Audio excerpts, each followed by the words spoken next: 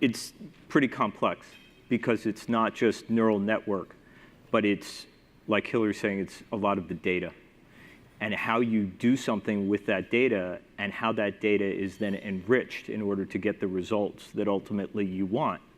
What we are finding, and we'll speak about government in a moment because we're doing it at the government level too, not here but in Europe, in order to educate, it is the same thing that we keep hearing over and over again. It is all about mass personalization. And if you can personalize your approach, and you can do it systemically through a machine that reasons and talks and speaks and acts like a human, the question is whether or not you can do it then at scale.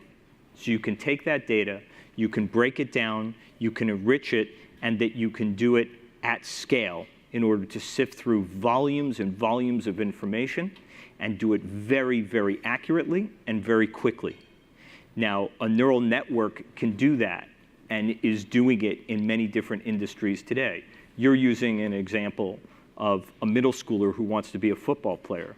So I'll give you an analogy. In real life today, what we're seeing at the same odds, right? So earlier I was talking about entertainment.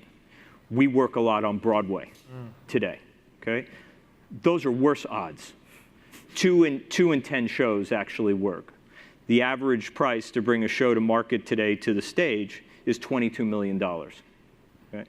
And so you have a mass amount of producers coming to the stage now, 50 people above the line, all giving $50,000 to $100,000, not knowing if this piece of art is ever going to make it to the stage or ever going to work, ever. And so there's a risk in that in terms of the odds of what works.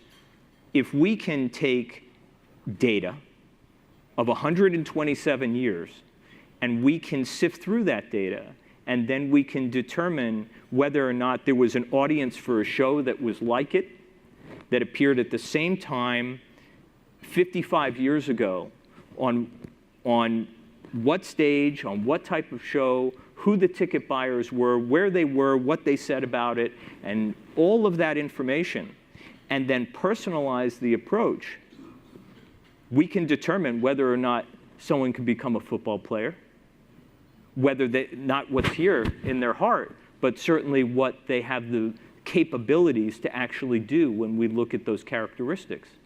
Now, we do it on a government level today in Europe. In a country in Europe, we actually are taking a look at how we can do that same thing. We can find ticket buyers on Broadway and match them to content and do it very quickly at mass scale. But at the same time, we can take opinions of people as it relates to the environment, and we can educate them in the same way by matching valuable content that they care about and putting them together at scale, and we can change their opinions about the environment.